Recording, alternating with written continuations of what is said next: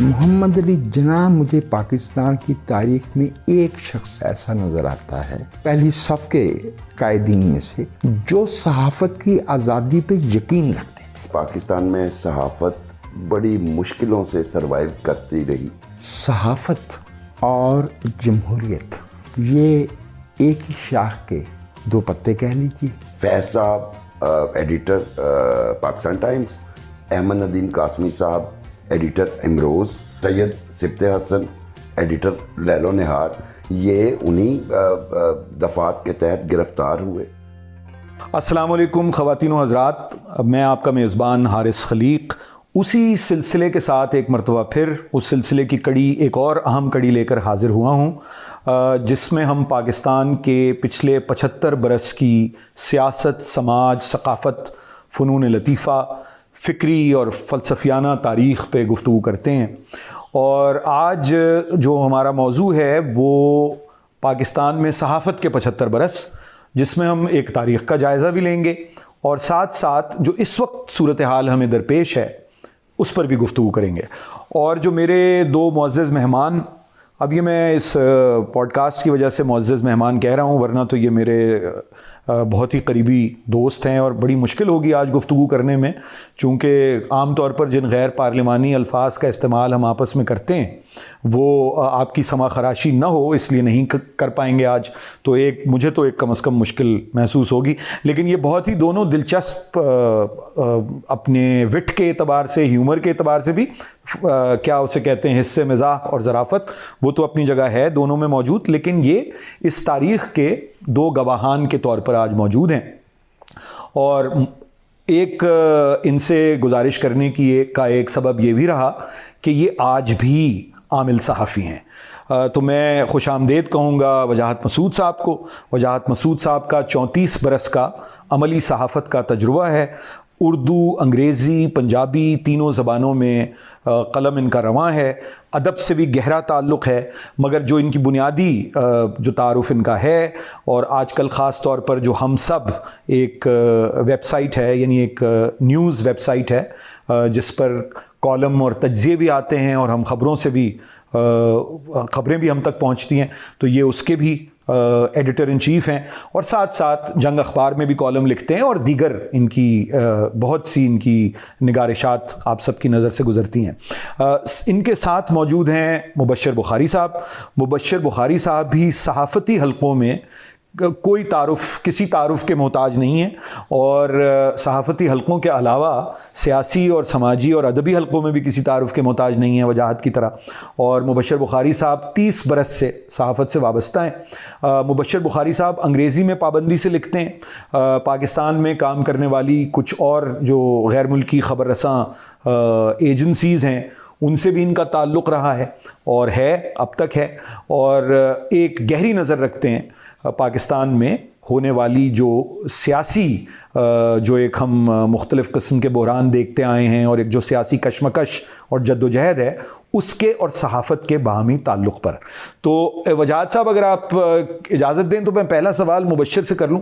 اس میں بہتر کچھ ہو نہیں سکے گا، بہت ہی بہتر، بہت اعلیٰ، صحیح، بالکل۔ تو بخاری صاحب پہلا سوال آپ سے جو میں کرنا چاہوں گا وہ یہ کہ یہ جو پاکستان کی 75 برس کی تاریخ ہے صحافت کی، ایک تو ہمیں کچھ تھوڑا سا پیچھے بھی جانا پڑے گا، لیکن اس میں پھر ہم وجاہت صاحب سے بھی پوچھیں گے کہ اردو صحافت کی تاریخ اور انگریزی صحافت کی، اور پھر چونکہ آپ لوگ سندھی صحافت سے بھی آگاہ ہیں اور دیگر زبانوں میں جو ہو رہا ہے پاکستان میں، تو ایک اگر جو آپ اگر اسے دیکھیں تو یہ آپ کو 75 برس میں صحافت کی تاریخ لگتی ہے یا یہ 75 برس میں آپ کو سینسرشپ کی تاریخ لگتی ہے؟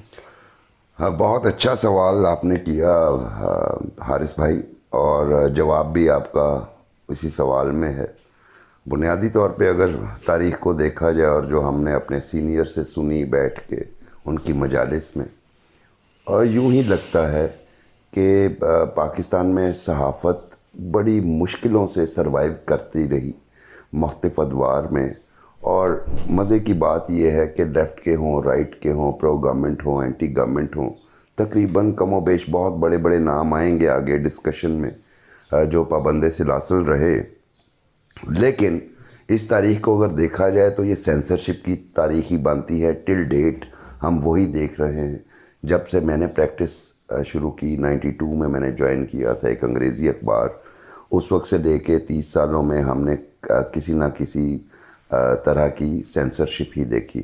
اس سے ماضی میں بھی چلیں جائیں تو آپ کو بڑے بڑے یعنی 1947 کے بعد فوری طور پہ وہ سینسرشپ جو ہے وہ آ گئی تھی, اور بڑے بڑے نام اس میں گرفتار ہوئے, بڑے ڈیکلیریشنز. کینسر, ہم نے تو یہ بھی سنا کہ قائد اعظم کی پہلی تقریر بھی سینسر ہو گئی تھی. جی بالکل, اس کے بارے میں بھی وجاہت صاحب تو وہ واقعہ بھرپور انداز میں بیان کریں گے. جب وہ ریڈیو پاکستان سے نشر ہونا تھی اور اس پہ باقاعدہ ایک صاحب پہنچے اور منع کیا انہوں نے کنٹرولر کو. یہ یہاں سے ہی ہماری تاریخ سینسرشپ کی سٹارٹ ہوتی ہے. پھر وہ اس میں مختلف لاز بنے, مختلف لاز کو مس یوز کیا گیا, اور ابھی ریسنٹلی آپ نے دیکھا ایک باڈی بننے جا رہی تھی, اور پھر جو اسپیکر پنجاب اسمبلی کو اختیارات دیے, تو وہی گیگنگ والا معاملہ جو ہے سینسرشپ سے زیادہ شاید گیگنگ پہ چلا گیا. یہی وجہ کہ 2000 غالباً 2020 کی رپورٹ کے مطابق پاکستان 145ویں نمبر پہ تھا صحافیوں کے لیے خطرناک ترین ممالک آؤٹ آف 180. ٹھیک ہے, تو اس کی وجہ یہی ہے کہ پہلے تو گیگنگ ہوتی تھی, اب گیگنگ کے ساتھ بندہ ہی نکل جاتا ہے اور پتہ نہیں لگتا. اور بے روزگاری, اور اس میں حالات کار پر ہم بعد میں آئیں گے.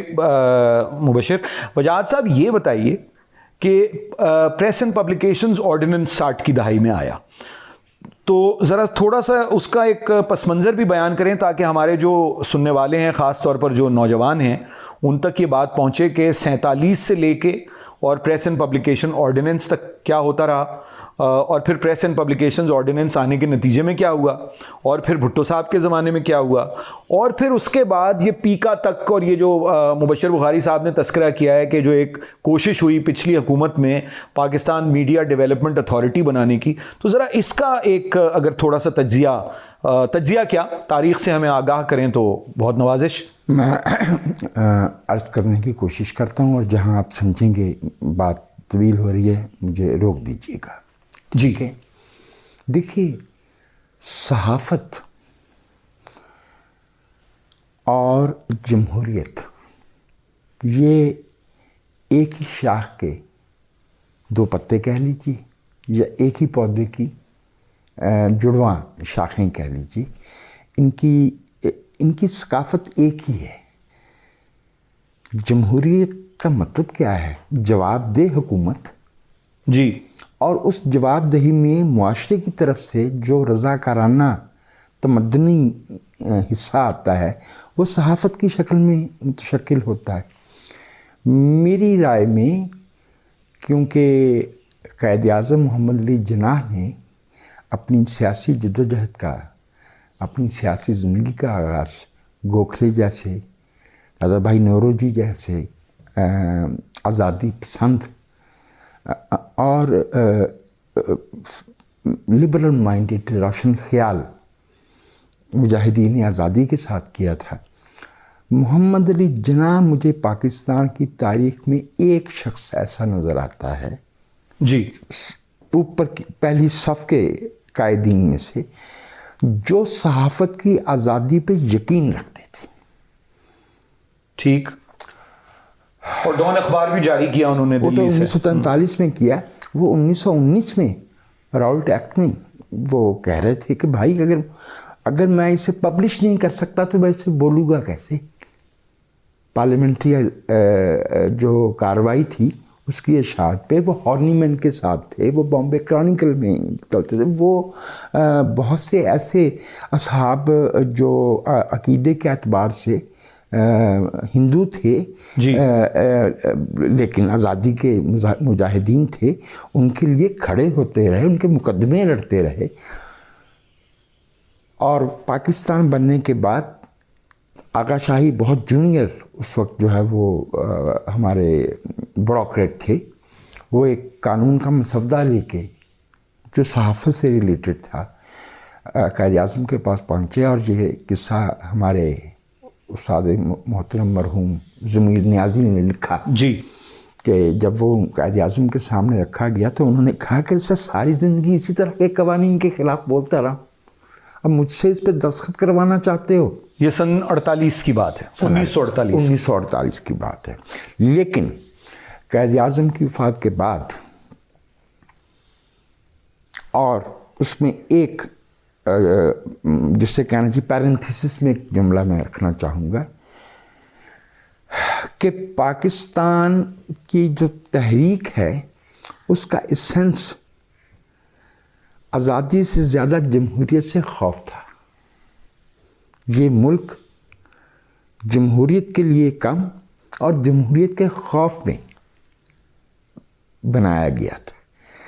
تو آزادی صحافت جو جسے سواد اعظم کہنا چاہیے، قیادت کا بھی اور معاشرے کا بھی، چونکہ صحافت خلا میں تو نہیں ہوتی، ظاہر ہے معاشرہ اس کی قدر کرتا ہو، بالکل. قوانین صحافت کو جو ہے وہ کی آزادی کو آگے بڑھاتے ہوں، اور ریاست جو ہے وہ صحافت کی بطور ایک تمدنی ادارے کے، ایک تمدنی خدمت کے مقصد کو سمجھتی ہو.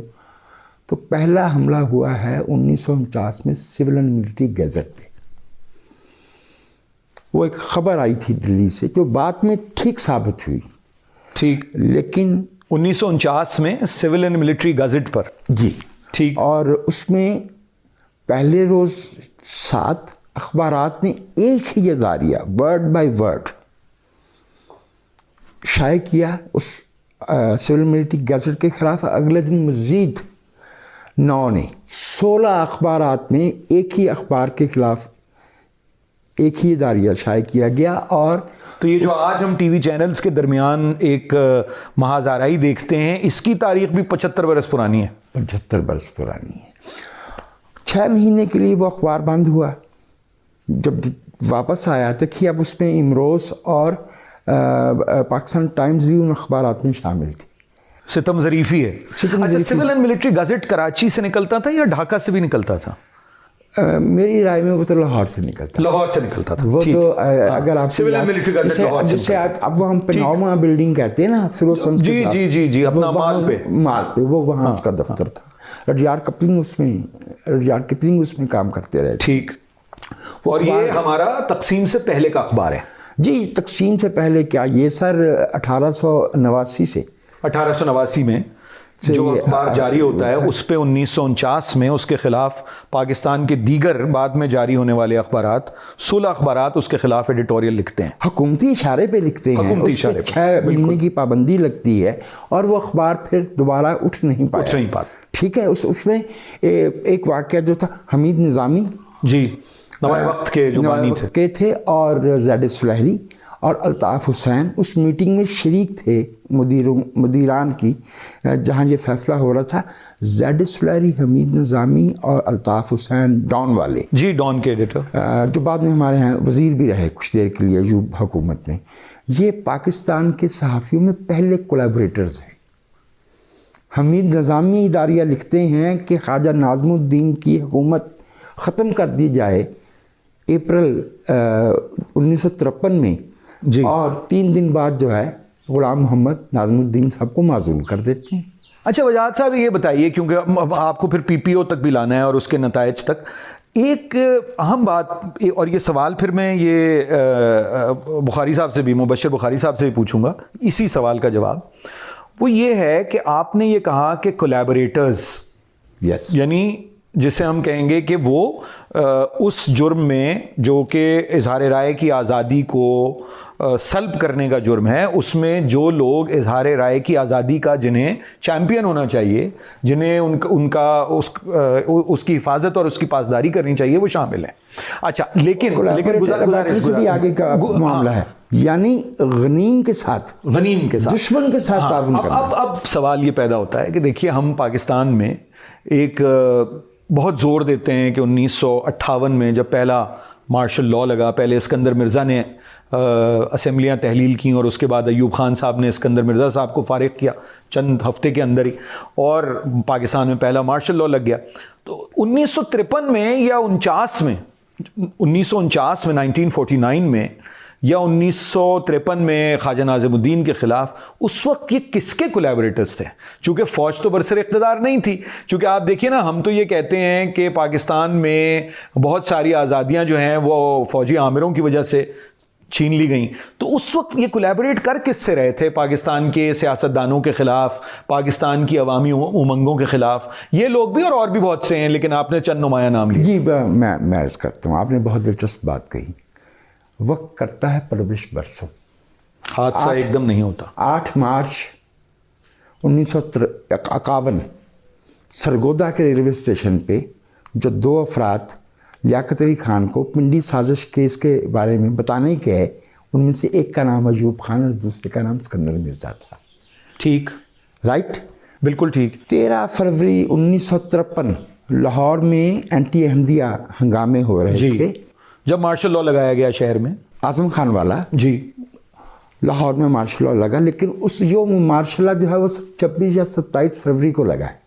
میں 13 فروری کی بات کر رہا ہوں، اس سے 2 ہفتے پہلے امریکی کونسل جنرل سے پاکستان ملٹری کا سربراہ ایوب خان ملتا ہے اور ڈی کلاسیفائڈ ڈاکومنٹس میں لکھا ہے کہ اس نے کہا کہ we will not allow these politicians to ruin the country. میں وہ اسکندر مرزا، اور میں یہ عرض کر رہا ہوں کہ یہ غلط فہمی ہے کہ فوج نے پاکستان کا ٹیک اوور اکتوبر 1958 میں کیا. فوج نے پاکستان کا ٹیک اوور 16 اکتوبر 1951 کو کر لیا تھا، جس دن لیاقت علی خان کو راولپنڈی میں شہید کیا گیا. اور اس کی ابتدا اس وقت ہو گئی تھی جس دن گریسی نے جو ہے وہ حکم عدولی کی تھی قائد اعظم محمد علی جناح کی اکتوبر 1947 میں کشمیر کے معاملے پہ، کیونکہ جو ان کو حکم دیا گیا تھا گورنر جنرل کی طرف سے، اگر ایسا نہیں ہوتا تو مارچ 1948 میں ڈھاکہ میں معذرت چاہتا ہوں، اسٹاف کالج کوئٹہ میں قائد اعظم جو ہے وہ حلف یاد دلاتے، اس کی عبارت نہ پڑھ کے سناتے، تو ٹیک اوور ہو چکا تھا. جی مبشر. جی بالکل ایسا ہی ہے. اور گیگنگ والے معاملے پہ یہ مجھے بتائیے کہ وہ کون سی فورسز تھیں؟ اگر یہ پولیٹیکل فورسز نہیں تھیں، وہ کون سی فورسز تھیں جو 1949 میں safety act, public safety act, 16 MPO اس کے نام پہ، اور فیض صاحب ایڈیٹر پاکستان ٹائمز، احمد ندیم قاسمی صاحب ایڈیٹر امروز، سید سبت حسن ایڈیٹر لیل و نہار، یہ انہی دفعات کے تحت گرفتار ہوئے. اور پھر اس کے بعد ایک لمبی لسٹ چلتی ہے، اور اسی میں ہی چونکہ شعر پڑھا وجاہت بھائی نے تو مجھے بھی یاد آ گیا. شاعر تو خیر اسی موقع پہ لکھا گیا تھا اور یہ جیل میں لکھا تھا، شاعر تو خیر دست بزنجیر ہو چکا، وہ شعر کو تو پابند حاصل نہ کر سکے. داغا گیا ہے جسم مگر جسم ہی تو ہے، وہ ذہن پر تو گرم صلاحیں نہ دھر سکے. تو یہ قاسمی صاحب کا شعر تھا اور یہ انہوں نے حبسیات میں لکھا. کچھ نہیں مانگتے ہم لوگ بجز اذن کلام، کچھ نہیں مانگتے ہم لوگ بجز اذن کلام، ہم تو انسان کا بے ساختہ پن مانگتے. واہ واہ واہ واہ، ہم تو انسان کا یہ بھی قاسمی صاحب بے ساختہ پن مانگتے. جو بنیادی طور پہ جب محسوس کیا ریاست نے اور ریاست کے ان عناصر نے جن کی طرف ہم بات کر رہے ہیں کہ یہ پبلک سیفٹی ایکٹ MPOs یہ اس طرح کام نہیں کر رہے، تو پھر آپ پریس اینڈ پبلیکیشن آرڈیننس کی جو آپ بات کر رہے ہیں، اس وقت پھر اس کو پروملگیٹ کیا گیا، اس کو امپوز کیا گیا، اور اس کے بعد جو تباہی مچی وہ بھی تاریخ کا ایک حصہ ہے. پروگریسو پیپرز کو نیشنلائز کیا. اچھا یہ بات میرے لیے بہت وجاہت دلچسپ ہے، بہت دلچسپ مجھے یہ لگتا ہے، کیونکہ ایک طرف تو ایوب خان پاکستان میں سرمایہ دارانہ نظام، پاکستان میں نجکاری جیسے پرائیویٹائزیشن ہم کہتے ہیں، اور 22 گھرانوں کو جو ان کے یعنی آپ سمجھیں کہ سرمایہ کار گھرانے ہیں ان کے لیے خصوصی مراعات تاکہ ایک private sector market economy develop ہو سکے. ایک جانب تو یہ تھا، اور دوسری جانب اخبارات کو قومیہ لیا. یہ تو کوئی بہت ہی عجیب سی بات تھی. بالکل، وہ اسی زمانے میں جو دلیل بھی دی گئی تھی وہ یہی تھی کہ آپ کسی کی نجی جو ملکیت ہے، پروگریسو پیپرز لمیٹڈ تو میاں افتخار الدین کی ملکیت تھے. یہ 19 اپریل 1959 تھا. 58 اکتوبر میں ایوب خان تشریف لائے، جنوری میں رائٹرز گلڈ بن گیا. وہ جو میں کلیبوریٹرز کی بات کر رہا تھا، اگر آپ اجازت دیں، آپ کے سننے والوں کے لیے ہو سکتا ہے میری رائے سے اختلاف کرنے والے اصحاب خواتین و حضرات زیادہ ہوں. ابن انشا، ممتاز مفتی، شاہد احمد دہلوی، मौलवी अब्दुल हक तो बहुत बुजुर्ग थे लेकिन खैंजदान के उनको भी ले आए। तो वो जो इस काफिले का शेफर्ड था वो इब्नुल हसन थे, मेजर इब्नुल हसन। उस ज़माने में ISPR के सरबराह थे, मेजर इब्न इब्नुल हसन साहब। हाँ, ठीक है। तो वो जनवरी में, इसका मतलब तो ये तो अदीबों को भी मतलब है कि जिसको कहते हैं जनवरी में कि एक पट्टू डालने की कोशिश शुरू हो गई थी सन 60 दो से। बंदे नहीं गए उसमें। एक मौलाना सलाहुद्दीन अहमद जो आसमान जहांगीर के नाना थे, उन्होंने कहा था भाई कभी पैगंबरों ने भी गिल्ड बनाए हैं। और दूसरे थे मोहम्मद हसन अस्करी, वो नहीं गए। उन्होंने कहा कि भाई अगर मुझे लेके जाना है तो पुलिस भेज के बुला लो, मैं नहीं जाता इसमें।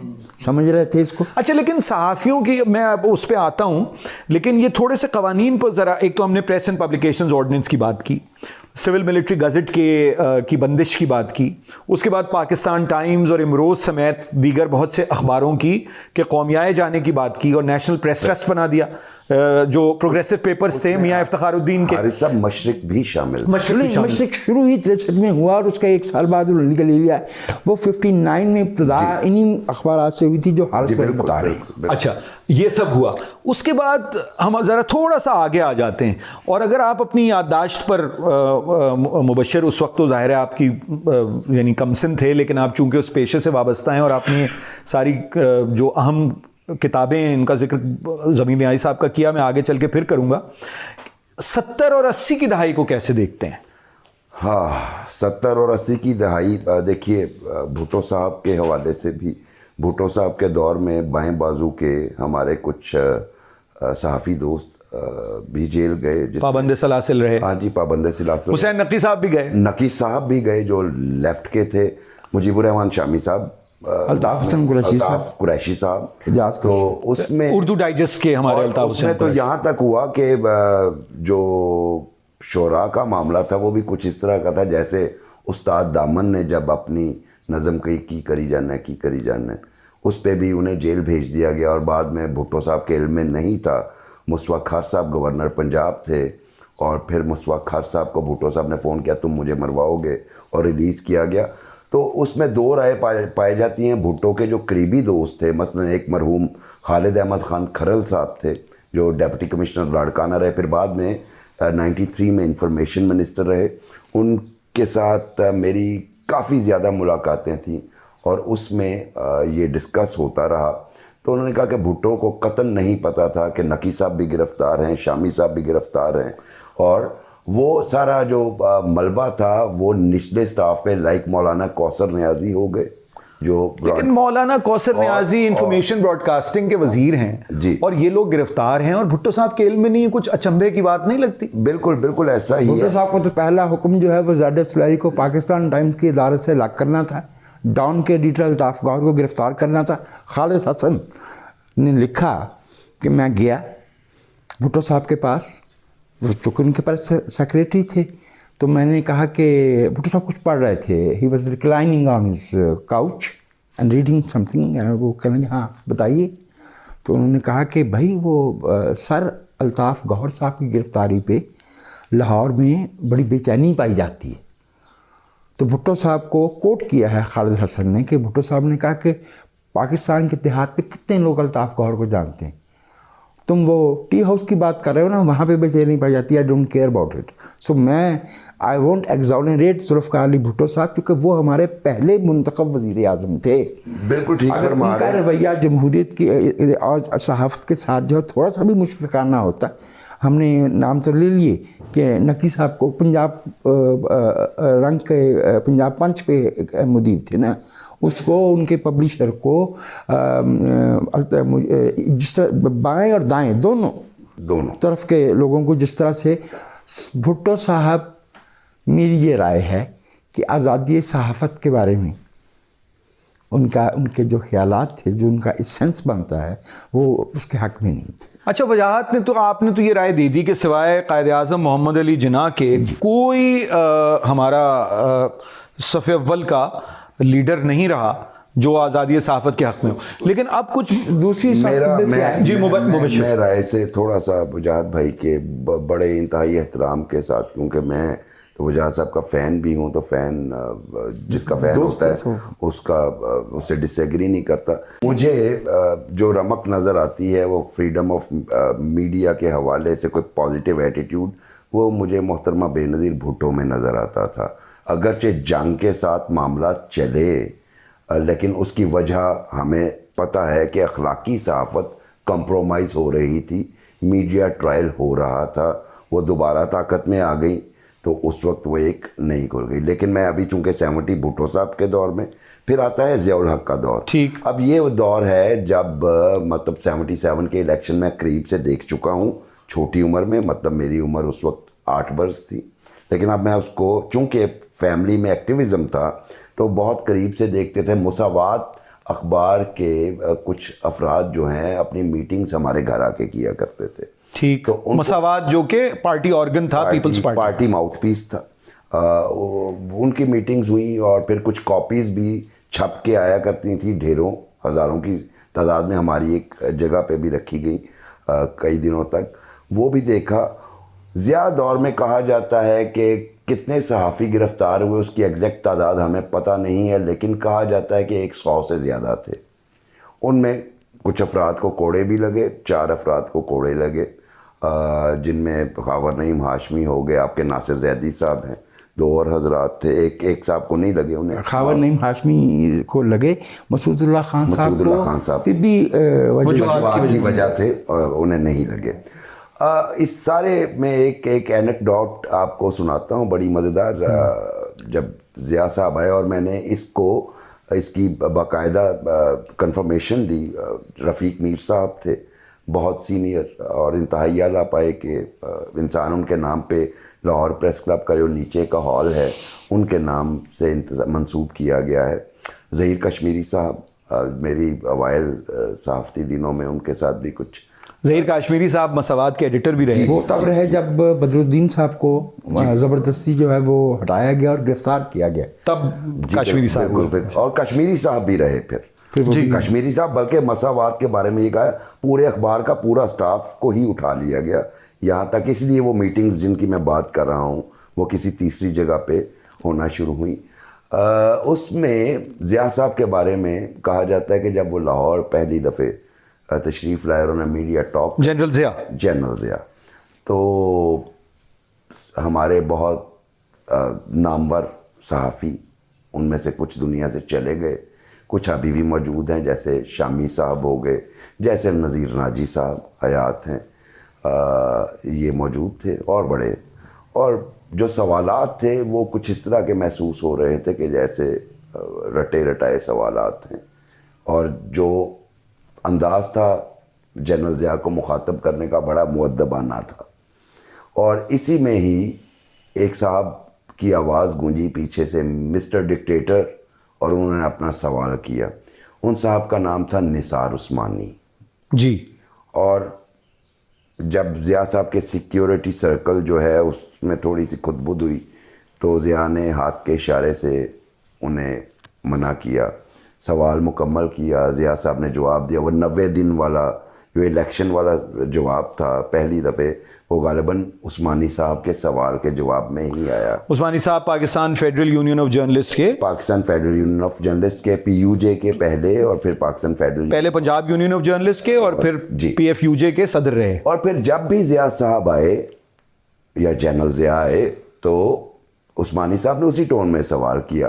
اور کچھ بعد میں ہمارے کچھ جو صاحبان ہیں, ایک دن عثمانی صاحب نہیں آئے ایک کانفرنس میں, تو ضیاء نے پوچھا آج عثمانی صاحب نظر نہیں آ رہے. تو دوستوں نے بتایا کہ ان کی طبیعت ناساز ہے. میں کہا اچھا میری طرف سے پوچھیے گا, اپنے ملٹری سیکرٹری سے کہا کہ ان کا پوچھیے, خیریت دریافت کیجیے, پوچھیے ہمارے لائق کوئی ہو.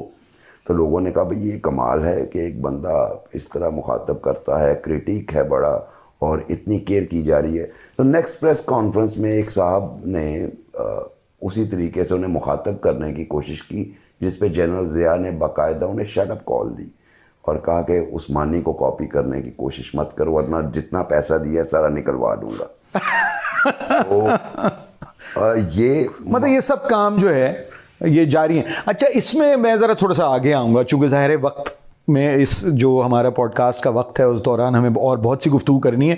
خواتین چونکہ آج بس محض اتفاق ہے، ویسے ہم خواتین کو ان پوڈ کاسٹ میں بہت شریک کر رہے ہیں، مگر جو خواتین ہماری صحافی جو گزری ہیں، رضیہ بھٹی خاص طور پہ مجھے یاد آئیں، چونکہ مجھے یہ بھی یاد آیا کہ نیوز لائن کے ساتھ جو سلوک ہوا تھا وہ بھی شاید پیپلز پارٹی کا ہی دور تھا. بالکل وہی دور تھا. اور اس میں جو رضیہ بھٹی نے جس طرح سے جدوجہد کی، پہلے رضیہ باندرے اور پھر بعد میں وہ شادی کے بعد رضیہ بھٹی ہوئیں، اور ہیرلڈ کی پہلے ایڈیٹر تھیں اور اس کے بعد نیوز لائن مطلب نکالا. تو اس میں جی گرفتاری بول رہے ہیں، ملیحہ لودھی بھی گرفتار ہوئی. ملیحہ لودھی بھی گرفتار ہوئی. اچھا یہ بتائیے کہ اس کے بعد 90 کی دہائی آئی، اور 90 کی دہائی میں بھی ہم نے دیکھا کہ کچھ صحافیوں کے ساتھ معاملات جو ہیں وہ کشیدہ ہی رہے، لیکن پھر جنرل پرویز مشرف کا دور آتا ہے. مگر 90 کی دہائی میں تھوڑا سا مبشر کی بات سے اتفاق کروں گا کہ بے نظیر میں نسبتاً جو رواداری تھی نسبتاً وہ زیادہ تھی. لیکن وجاہت صاحب اگر ہم آگے آ جائیں، یعنی 90 کی دہائی پہ بھی بات کر لیں، چونکہ وہ تو ایک میوزیکل چیئر تھا، 7 حکومتیں بنی، مطلب انٹرم گورنمنٹس کو بھی، کیئر ٹیکر کو بھی ملا لیں، اور اس کے بعد مشرف کا دور. تو پھر یہ ایک ایلیوژن کریٹ کیا گیا کہ مشرف کے دور میں آزادی صحافت اپنے عروج پہ تھی. اور اب ہو سکتا ہے کہ میں غلط کہہ رہا ہوں، یہ ایلیوژن نہ ہو، آپ لوگ صحافی ہیں، آپ بتائیے. جو یاد ایک تو یہ کہ اکتوبر 1979 میں جب ضیاء الحق نے یہ کہا کہ اب مارشل لا پوری قوت سے نافذ کیا جائے گا، تو پری سینسرشپ نافذ کی گئی. 103 صحافی اور دانشور جنہوں نے اس قرارداد پہ جو MRD کے حق میں تھی اور سندھ میں جو ظلم ہو رہا تھا اس کے خلاف movement for restoration of democracy جو ہمارے یہاں وہ ہماری تاریخ کا بڑا تابناک عہد ہے. فروری 78 میں PTV پہ حملہ کیا، ضیاء الحق نے حملہ کیا. سے مراد یہ کہ وہاں سے جتنے آزادی صحافت کے علمبردار صحافی تھے ان کو نکال باہر کیا گیا. پری سینسرشپ نافذ کی گئی کیونکہ اس وقت ٹیلی ویژن ہی ایک تھا. محترمہ بے نظیر کے پہلے دور میں آپ کو یاد دلا دوں، جاوید جبار ان کے خیالات سے کہیں اتفاق کہیں اختلاف جیسے معاشرے میں ہوتا ہے، انہوں نے استعفیٰ دیا بطور وزیر اطلاعات محترمہ بے نظیر کے پہلے دور میں. اور پیپلز پارٹی کا جو تیسرا دور تھا اس میں شہری رحمان ان خواتین صحافیوں میں شامل رہی ہیں. جی ٹھیک ہے. اچھا، ریحانہ حکیم ہیرلڈ کی ایڈیٹر، اور جو رضیہ بھٹی کے ساتھ جن دنوں میں آپریشن ہیرلڈ کی شہری تھیں، ریحانہ نیوز لائن کی ایڈیٹر نہیں، ریحانہ ہیرلڈ ہی کی رہی. نیوز لائن 89 میں بعد میں نکلا. اچھا بعد میں ہے نا. جی. اچھا، 6 اخبارات شام کے بند کیے گئے تھے جب ضمیر نیازی نے اپنے اعزازات واپس کیے تھے. شام کے 6 اخبار بند کیے. 6 اخبار بند کیے تھے. یہ 1995 میں محترمہ بے نظیر کا دور تھا جب نصیر اللہ بابر بغل میں ڈنڈا دبا کے سڑک پہ چلتے تھے کراچی میں. جی. پرویز مشرف کے لیے اصل مسئلہ یہ تھا کہ جو کارگل پہ پاکستان کا موقف تھا وہ انٹرنیشنلی پٹ گیا. اور معلوم یہ، اور جب وہ آگرہ گئے کارگل کی جنگ جب وہ آگرہ گئے تو وہاں کے صحافیوں نے جس طرح سے ان کو زچ کیا تو انہیں یہ ضرورت محسوس ہوئی کہ پاکستان میں میڈیا کا والیوم بڑھ جائے لیکن اسے کوآپٹ کر لیا جائے. ٹھیک. ان کا وہ جو ونیئر انہوں نے جو تاثر جسے آپ نے صحیح لفظ استعمال کیا قائم کیا تھا آزادی صحافت کا، وہ تو اتر گیا نا 2007 میں. 2007 میں جب ایمرجنسی نافذ کی انہوں نے، وہ تو نومبر میں جا کے کی نا. وہ مارچ 2007 میں جہاں افتخار محمد چودھری صاحب کو ہٹایا گیا اور قید کیا گیا تو صحافیوں کو نکالنا، ان کے پروگرام بند کرنا، وہ سڑک پہ سب شروع ہو گیا اور ان کو قید کیے جانا اور ان کو جو ہے وہ ان کو دھمکانا. اب ہماری صورت یہ بن گئی. اور 2014 میں دیکھیے بڑے اتفاق کی بات ہے کہ ہمارا جو سب سے پہلا صحافی اس ملک میں شہید ہوا صحافت کی وجہ سے، اس کا نام ہی ضمیر تھا. یہ غلام جو آسمان جہاں کے والد محترم تھے، باقی بلوچ پہ حملہ کیا گیا تھا لیکن گولی صحافی کو لگی اور وہ شہید ہو گئے. وہ پاکستان میں صحافت کا वो शहीद था। एक बात, ये किस सन की बात है? 1969 की। और मैं आपको एक बात याद दिला दूं, जब मैंने 16 इदारे कहे थे उसमें मशरकी पाकिस्तान से एक भी अखबार शामिल नहीं था। ये बड़ा ज़रूरी है। मैं ज़रा अगर मुबशिर की तरफ आप इजाज़त दें जाऊँ, आप मुबशिर कुछ परवेज़ मुशर्रफ के दौर पे कुछ कहना चाह रहे हैं? बुनियादी तौर पे हम देख रहे हैं mushroom growth of electronic media Musharraf के दौर में, लेकिन मैं आपसे ये अर्ज़ करूं कि पाकिस्तान में जो मशरूम ग्रोथ हुई है मीडिया की, वो एजेंडा ड्रिवन थी और वो हुई जनरल ज़ियाउल हक के दौर में। प्रिंट मीडिया की, प्रिंट, चूंकि उस वक्त इलेक्ट्रॉनिक मीडिया नहीं था, तो सिर्फ आपके पास एक स्टेट रन रेडियो था, एक टीवी था। लेकिन जो स्टैटिस्टिक्स हैं वो कुछ इस तरह के हैं कि 79 अफगान जिहाद से पहले आपके यहाँ तकरीबन 1500 के लगभग पीरियोडिकल्स और न्यूज़पेपर्स डेली सारी ज़ुबानों में मिल मिला के छपते थे। और ये चलते चलते जो 1995 तक का फिगर है ये 5000 पे पहुँच गया। अच्छा, आप अगर गौर करेंगे तो 1982 से लेके 1987 तक 1000 से ज़ायद पीरियोडिकल्स और न्यूज़पेपर सिर्फ केपी से छपते थे मुख्तलिफ ज़ुबानों में। उसकी वजह ये थी कि आपने जहाद को प्रेपिगेट करना था। और 1997 के बाद ये तादाद कम होना शुरू हुई, क्योंकि सारा कुछ उधर आपका एजेंडा तब्दील हो गए। और फिर वो होते होते होते अब लगभग अगर आप प्रेस लॉ ब्रांच जाएं तो आपको मैक्सिमम 800 एक्टिव न्यूज़पेपर्स और पीरियोडिकल्स नज़र आते हैं तमाम ज़बानों में मैक्सिमम। वो इतनी रीडरशिप कम हो गई है, उसकी बुनियादी वजह कि प्रिंट का सर्वाइवल मुश्किल हो गया, सेंसरशिप अपनी जगह पे, डेक्लेरेशन कैंसिल करने की रिवायात अपनी जगह पे रही। अगर कोई नहीं छाप सका उसका डेक्लेरेशन फाइनेंशियल रीजंस की वजह से आपने डेक्लेरेशन उसका जो है वो कैंसिल कर दिया। उसके बाद परवेज़ मुशर्रफ के दौर में बिल्कुल ठीक बात है, मशरूम ग्रोथ हुई, वो आपकी मजबूरी थी, क्योंकि आपके पास सैटेलाइट था। सैटेलाइट पे आप क्या देख रहे थे? इंडियन चैनल्स, या फिर आपको ख़बरों के लिए BBC, CNN पे भरोसा करना पड़ता था और लोगों का रुझान बढ़ रहा था उस तरफ। और फिर ये सोचा गया कि भई हमने अब अपने वो जो एजेंडा ड्रिवन जर्नलिज्म है उसे कैसे बढ़ाना, उसको कैसे तो मतलब एक तरह से प्रोपेगेंडा कोई जो एक तौर पे आपकी मजबूरी थी। अच्छा, अब अगर हम पोस्ट मुशर्रफ दौर में आते हैं, और पोस्ट मुशर्रफ दौर में correct me if I am wrong Bukhari साहब, कि जो 2008 से 13 तक का दौर है वो हमें निस्बतन आज़ादी इजहार और आज़ादी सहाफ़त के लिए सबसे बेहतर दौर नज़र आता है। उसकी वजूहात क्या हैं? जी देखिए, मेरा ख्याल है कि वो जो आसिफ जरदारी साहब लेके जा रहे थे एक पॉलिसी के नेशनल रिकन्सिलिएशन हो, उसके तहत उन्होंने बड़ी फ्रीडम दी। और मैं खुद गवाह, आप देखिए इलेक्टेड प्रेसिडेंट ऑफ पाकिस्तान को हर टीवी चैनल पे कोई ना कोई एंकर जो आज भी एक्टिव है, जो आज भी शायद हाईली पेड है, वो उस वक्त भी गालियाँ बक रहे होते थे। सॉरी अगर बक रहे का लफ्ज़ आप सेंसर करना चाहते हैं, गाली बकी ही जाती है, गाली तो बकी ही जाती है, चूँकि हमारे यहाँ पे बकना नेगेटिव लिया जाता है, फिर भी गालियाँ बकते थे और एक के खिलाफ एक्शन नहीं हुआ, यहाँ तक रिकन्सिलिएशन की कि शाहिद मतलब जरदारी साहब गालियाँ खा के बेमज़ा न हुए, गालियाँ खा के बेमज़ा उनका न ज़र्फ हुए। बहुत ज़्यादा था, उनका ज़र्फ बहुत ज़्यादा था। और मुझे याद है कि बहुत सारे मैंने ऐसे सहाफ़ी भी उनके इर्द गिर्द देखे जो जब वो जेल में थे तब भी, और जब वो जेल से बाहर थे तब भी उनका मीडिया ट्रायल कर रहे थे।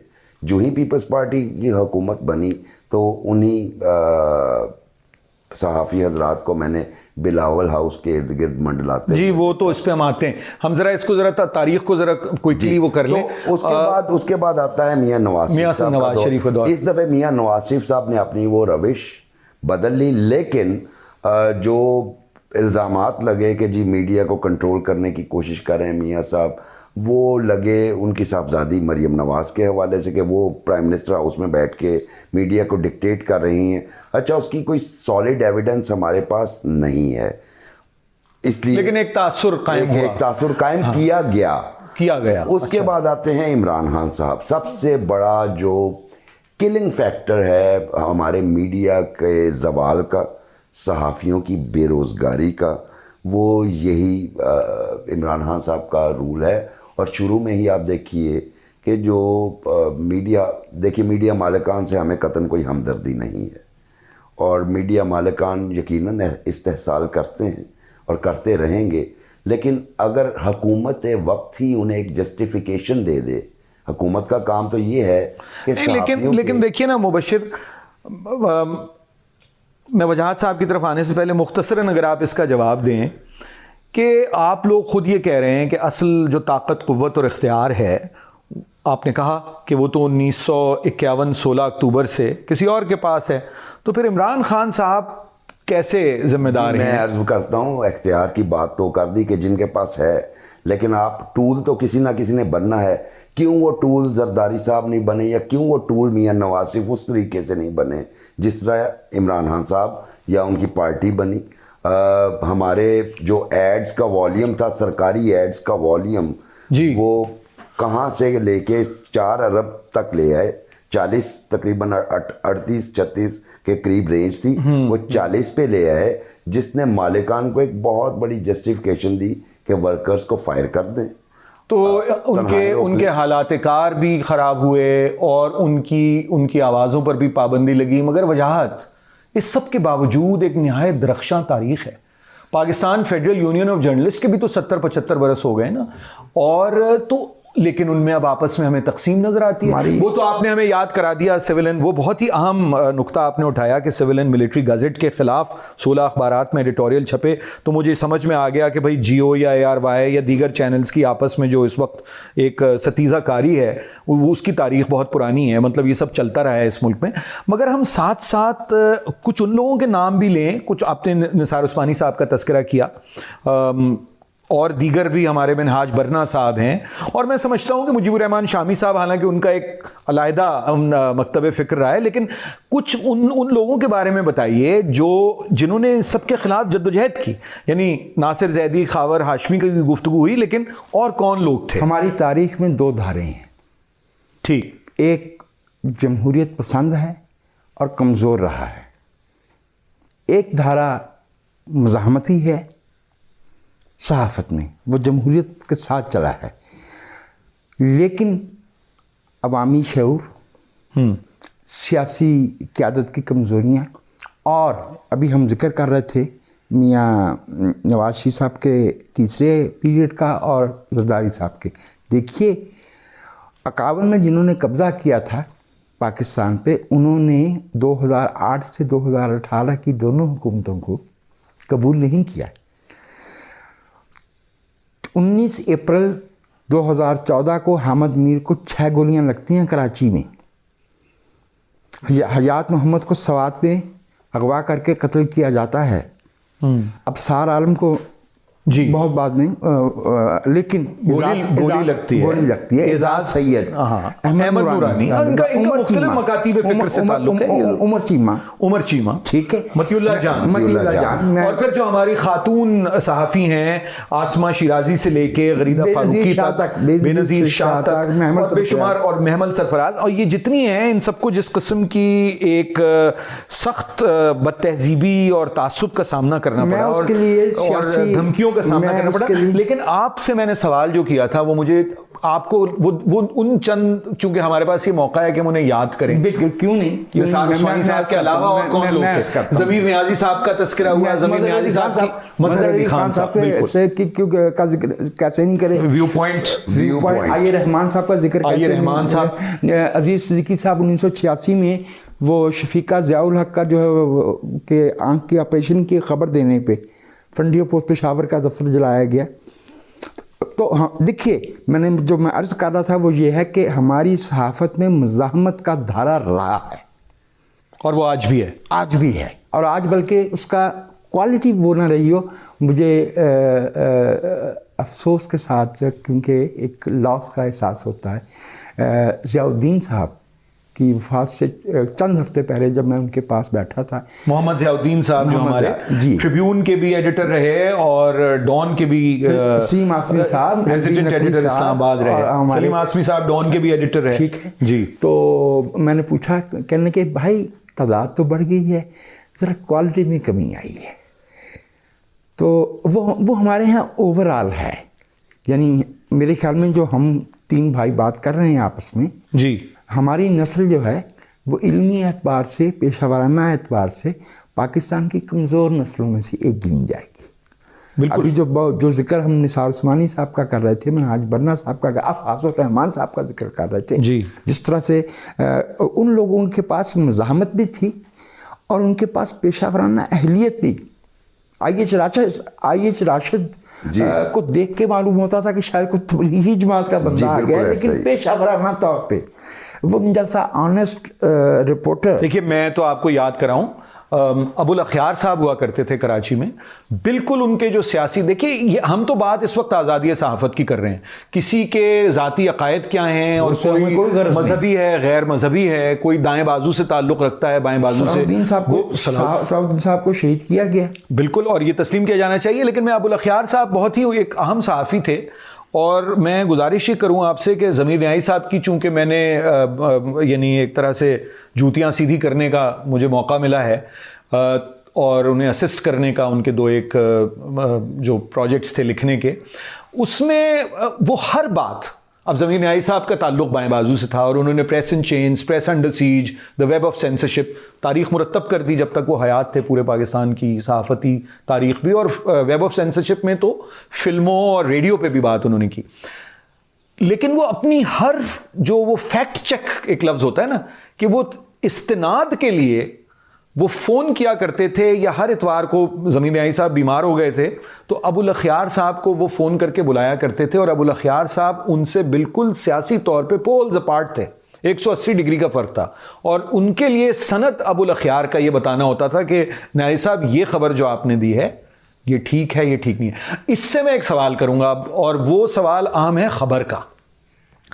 ख़बर के सिलसिले में मुझे ये बताइए आप, हम जब छोटे थे तो, बल्कि अभी तक, वो खबर होती थी और तज्ज़िये मुख्तलिफ होते थे। अब जैसे अब आजकल जो एक तो बहुत सारी ये जो हम कैटेगरीज ऑफ एनालिसिस मगरिब से बोरो करते हैं, तो एक पोस्ट ट्रूथ सोसाइटी की भी कैटेगरी है कि जिसमें हर एक का सच अपना है। जिस खबर को आप चाहते हैं तस्लीम करना, मतलब अगर आप मियाँ नवाज़ शरीफ के हामी हैं तो मियाँ नवाज़ शरीफ से मुताल्लिक जो खबर होगी वो खबर आप तस्लीम नहीं करेंगे, तज्जिया रहने दें। अगर आप इमरान खान के हामी हैं तो इमरान खान से मुताल्लिक खबर, जैसे आजकल बहुत सी खबरें हैं मगर जो हमारे उनके हामी हैं उन्हें कुछ नहीं नज़र आता। तो ये जो मुबश्शिर बुखारी साहब, पहले आप फरमाइए कि इसमें अब सहाफ़त रह क्या जाएगी और क्या होगा। यानी मैं टेक्नोलॉजी वाले सवालात पे तो बाद में आऊँगा कि ब्रॉडशीट कितने अरसे ज़िंदा रहेगा और टैबलॉयड रहेगा कि नहीं रहेगा, लेकिन ये अब तो खबर की सैंक्टिटी नहीं रही, साख नहीं रही। बुनियादी तौर पे जब सहाफ़त उसी वक्त कंप्रोमाइज़ हो जाती है जब एक रिपोर्टर अपनी ओपिनियन फैक्ट्स के साथ मिक्स कर देता है, क्योंकि ख़बर फैक्ट्स का नाम है। एक सहाफ़ी और तज्ज़िया निगार में फ़र्क है।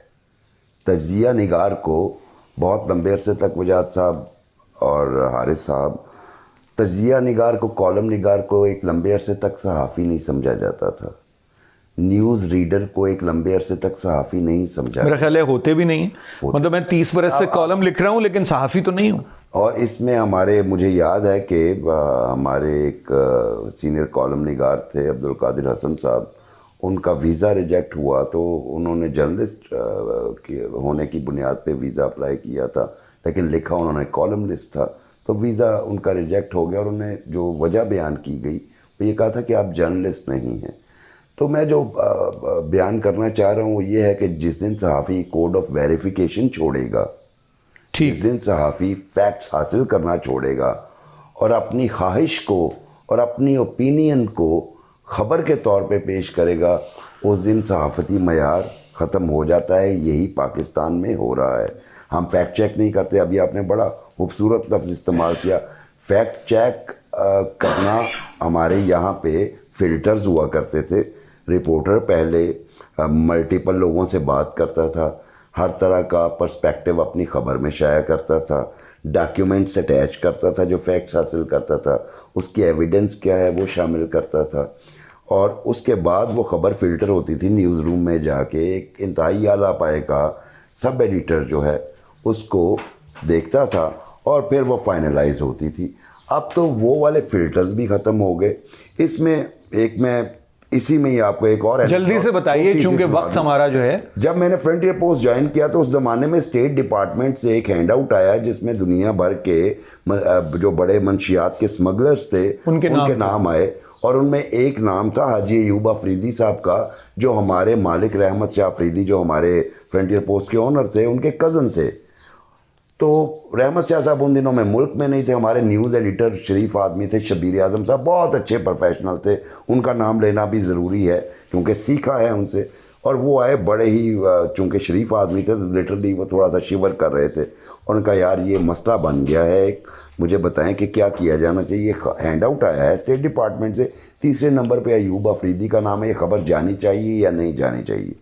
اب ہم بھی پریشان ہو گئے, ہم نے کہا جی رحمت شاہ صاحب سے پوچھا. کیا کہا انہوں نے افریدی صاحب نے؟ افریدی صاحب کو ہالینڈ فون کیا گیا, انہوں نے پوچھا کیا بات ہے بھائی ماڑا. انہوں نے کہا جی یہ اس طرح آیا ہے اسٹیٹ ڈپارٹمنٹ سے. انہوں نے کہا اس میں ایوب افریدی کا نام نہ ہوتا تو کدھر لگاتے. انہوں نے کہا جی فرنٹ پیج پہ سپر لیڈ کم از کم ہوتی. انہوں نے کہا ابھی ایوب افریدی کے نام کے ساتھ سپر لیڈ لگاؤ.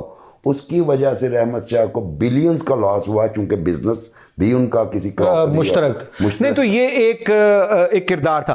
آخری سوال میرا وجاہت مسعود صاحب آپ سے یہ ہے, حالانکہ یہ تو بہت طویل گفتگو ہو سکتی ہے اور ہم اس کو جاری رکھیں گے کسی اور موقع پہ. ایک میرا آپ سے کہ دیکھیے, ہم نے پاکستان میں جو دیگر ہماری قومی زبانیں ہیں اس میں سندھی صحافت کا ایک بڑا میں سمجھتا ہوں کہ نمایاں کردار رہا ہے. پشتوں میں بھی اخبارات نکلیں, سجن بھی نکلا پنجابی میں, لیکن اس طرح سے وہ فلرش نہیں کیا جس طرح سے سندھی صحافت نے کیا ہے. تو جو مزاحمت ہے وہ ہمیں سندھی صحافت میں کہیں زیادہ نظر آتی ہے بنسبت اردو صحافت کے. اس کا سبب کیا ہے؟ میری نظر میں اس کا سبب یہ ہے کہ سندھی میں یا پشتوں میں یا بلوچی میں جو صحافت ہوگی اس کا مرکزہ جو ہے وہ وفاق کی اکائی ہونے کی شناخت ہے.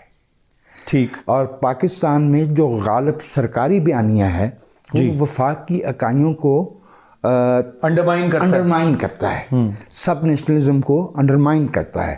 تو میری رائے میں وہ یہ درست ہے کہ سندھی صحافت مزاحمت کی جو ہے وہ بہت بڑی روایت قائم کی ہے, سرکولیشن بھی بہت زیادہ ہے. البتہ ایک بات میں آپ سے عرض کروں کہ وہ جو فیکٹ چیک والی بات کر رہے ہیں نا بھائی, وہ وہاں بھی مسئلہ ہے, وہ وہاں بھی مسئلہ ہے, خاص طور پہ جو ٹیلی ویژن چینلز ہیں اس میں ہمیں نظر آتا ہے. بالکل.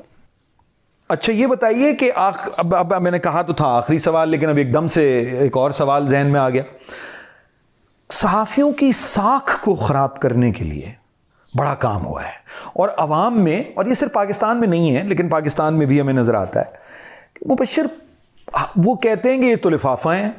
جس شخص کی خبر آپ کو پسند نہ آئے, یعنی اگر کوئی خبر بریک کر رہا ہے, میں اوپینین کو تو رہنے دیں, اگر کوئی خبر بریک کر رہا ہے اور وہ خبر جو ہے آپ کو پسند نہیں آتی تو یہ کہتے ہیں کہ یہ تو سپانسرڈ ہے, یہ لفافہ ہے, یہ اگر ایک کے خلاف ہے تو دوسرے سے پیسے لے رہا ہے. اور یہ جو سوچ ہے یہ بہت عام ہوئی ہے. تو اس کے تدارک کے لیے ہمیں کیا کرنا چاہیے؟ جی دیکھیے, ایک تو یہ سوچ عام کیوں ہوئی ہے, جن کی بات ہم کر رہے ہیں جو اسٹیٹ کو رن کرتے ہیں, ہم نے بڑے صاحبان دستار کو ان کے در دولت پہ ماتھے رگڑتے دیکھا اور خبریں لیتے دیکھا, اور وہ خبریں چلتی بھی تھی اگلے دن. اور بہت سارے ایسے لوگ ہیں, اب مناسب نہیں ہے چونکہ اس وقت ان میں سے بہت سارے ہمارے ہیرو بن چکے ہوئے ہیں, لیکن وہ یقیناً بائی پروڈکٹ تھے انہی فورسز کی. اور انہی فورسز نے یہ لفافہ والا معاملہ جو تھا, انہی فورسز نے مطلب کسی کو بھی بدنام کرنے کا بہت اچھا طریقہ ہے کہ آپ اس کو لفافہ, اگر کسی نے میرے خلاف خبر دے دی ہے, میں کہوں گا اس بندے نے فلاں سے پیسے لے کے میرے خلاف خبر دے دی ہے. بھئی ایک سمپل سی کہانی ہے کہ اگر کہیں پہ کوئی فیکٹ موجود ہے, اس فیکٹ کو کوئی سامنے لاتا ہے, وہ پیسے کیوں لے گا؟ یہ تو اس کا کام ہے فیکٹ کو سامنے لانا. ہاں اگر پرسنل کوئی ایجنڈا اس کا ہو تو اس کو تو آپ یلو جرنلزم میں کنسیڈر کر سکتے ہیں, اس کا اپنا کوئی اسٹیک ہو, اوکے ہو سکتا ہے.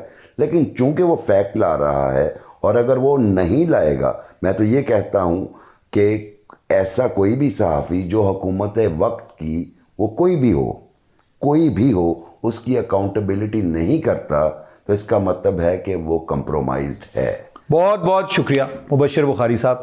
یہ بہت ہی عمدہ اختتام ہے اس پروگرام کا جو آپ نے جملہ آخر میں بولا، اور مجھے یقین ہے کہ اگر جو نئے آنے والے ہمارے صحافی ہیں، جو ہماری بہنیں اور بھائی جو اس پیشے میں سرگرم ہونا چاہتے ہیں یا ہو رہے ہیں، ان کے لیے جو آپ نے بات کہی یہ بنیادی شرط ہے۔